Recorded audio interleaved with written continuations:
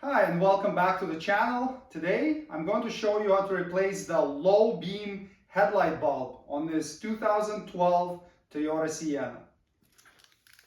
Open the hood.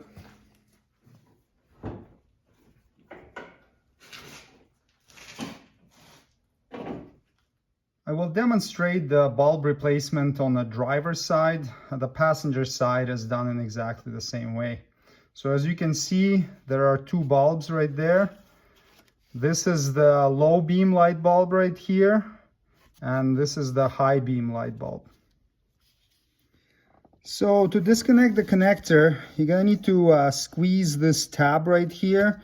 So press it on it with your finger, and then you can slide the connector off like that. And now you can take the bulb and spin it. If you're looking at it from the rear of the vehicle, you're gonna spin it counterclockwise.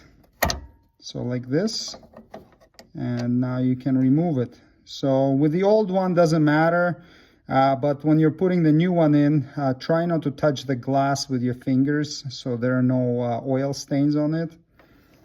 Now take it out of there. Grab your replacement bulb. The type is H11, and you can check the links below the video for where to buy a replacement.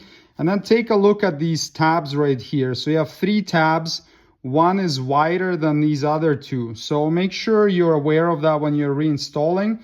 The housing has three cutouts, with one being a bit wider, and this wide tab is gonna fit in there. Get the replacement bulb in there without touching the glass. Line up the cutouts.